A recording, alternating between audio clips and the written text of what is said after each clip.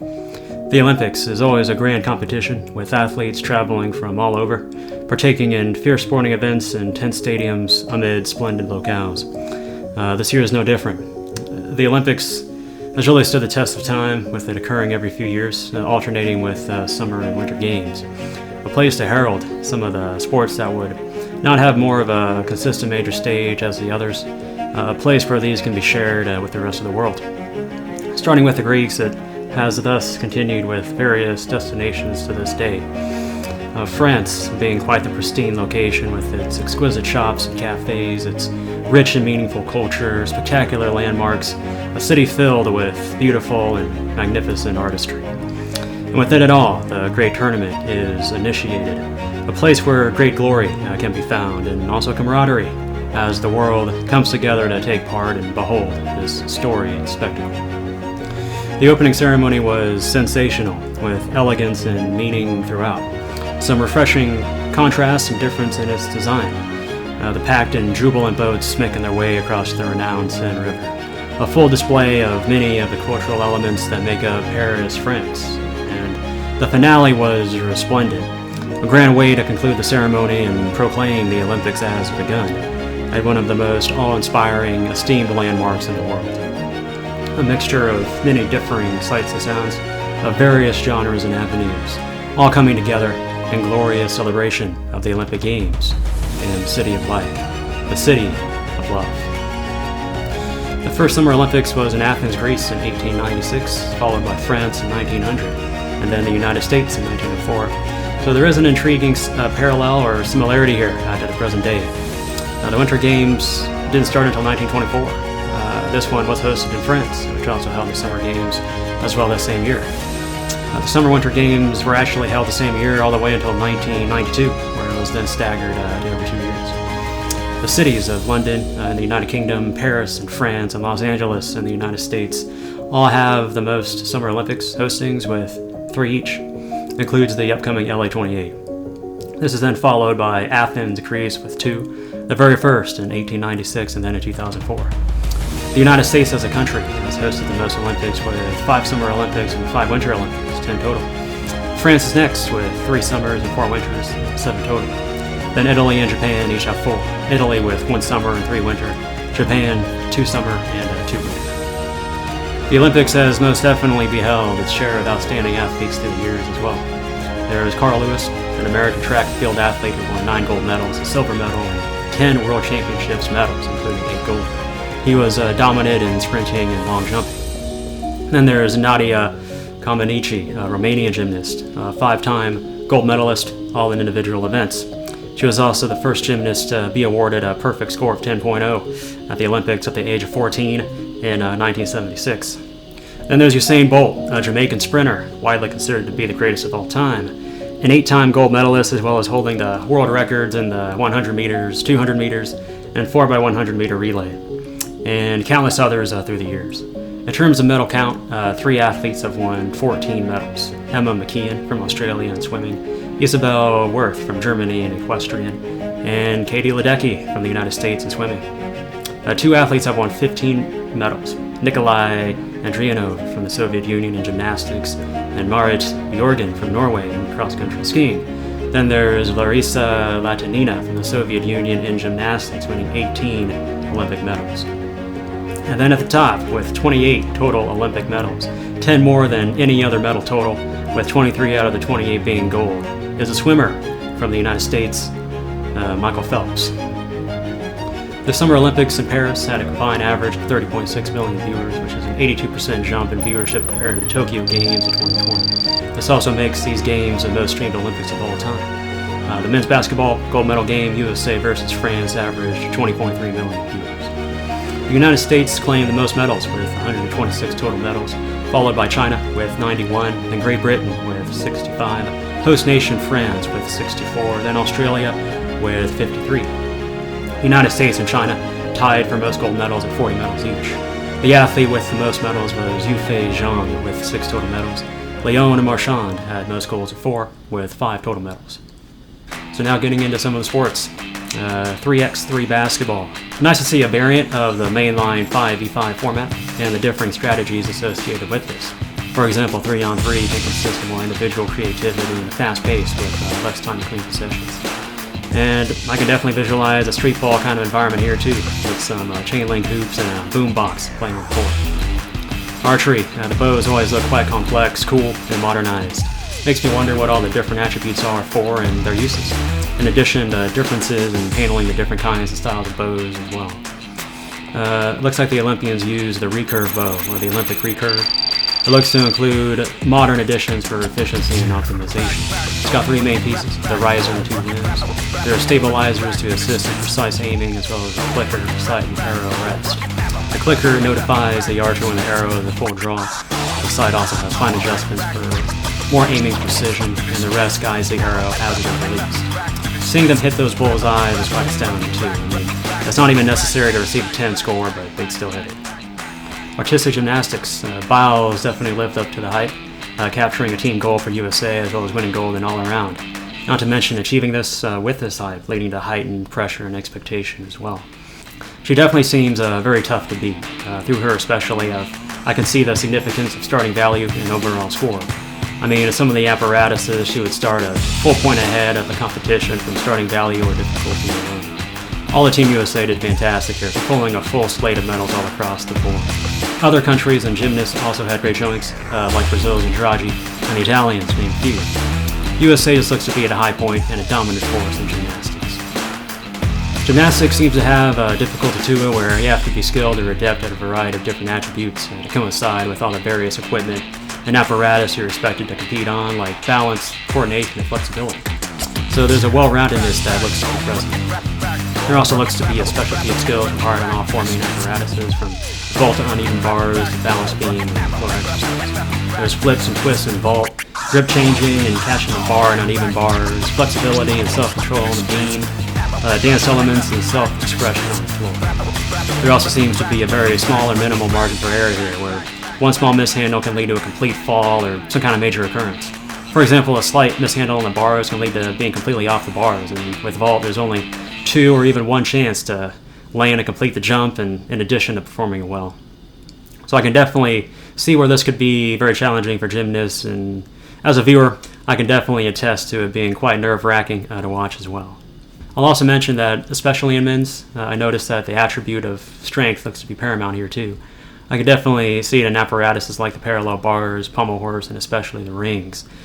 I suppose it makes up almost all of them, yet another attribute required in the sport of gymnastics. From the dominance of Biles to the continuing dependability and skillfulness of Team USA, as well as the artistry across the entire field, it was another thrilling display of finesse and willpower, the conquering of physical and mental of gymnastics performed at the highest level. Track and field, lots of spectacular competition here. Biles is a beast, having some clutch finishes and even fighting through COVID while competing. Richardson had a great showing, achieving an individual silver in the 100 meters and having quite the anchor leg to rally the USA to a gold medal in the 4x100 meter relay.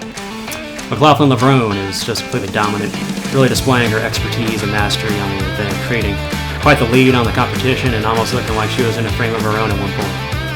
She got the gold in the 400 meter hurdles and even set a world record in relay. Krauser was impressive, displaying some supreme acumen at a shot put, leaving no question who would be at the top.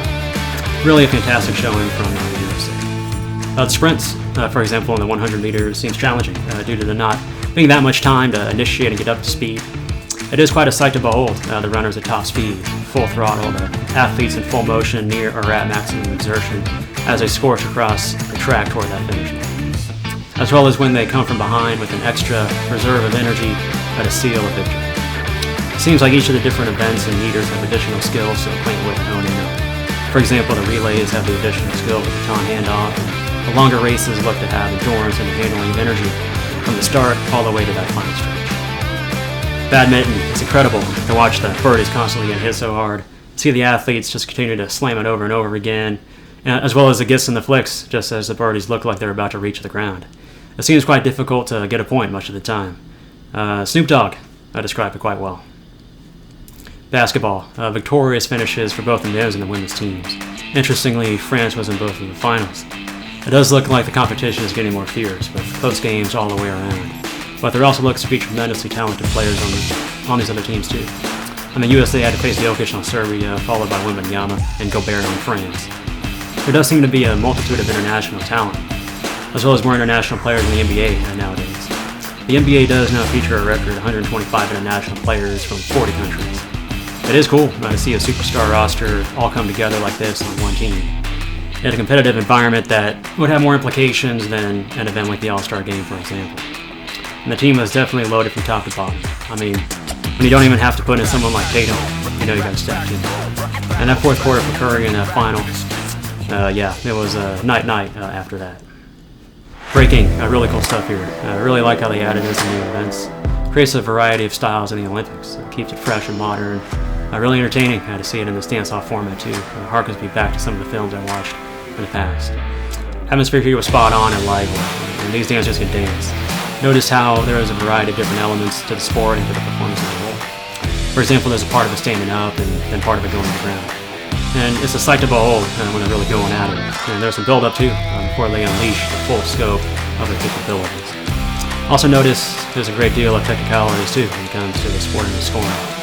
Although breaking won't be featured in LA 28, it was definitely cool to see this blend of sport and dance.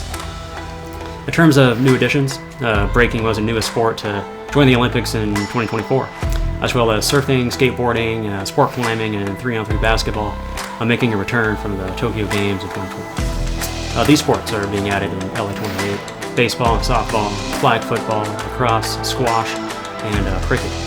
However, cricket, baseball, and lacrosse haven't played in early games. Some of the sports that has been in the Olympics the longest would be foot race or standing over. This was the first and only event at the Olympics until 724 BCE. Afterwards, 3 more foot races, combat sports, and equestrian events were added into these Olympics of ancient times. However, the Summer Olympics in 1896 in Athens, Greece is the one officially known as the Games of the First Olympiad, the first international Olympic Games held in modern history. These Olympics included athletics, cycling, road and track, fencing, gymnastics, shooting, swimming, tennis, weightlifting, and wrestling. Canoe slalom. Watched some of this, and it does seem much tougher than I initially anticipated.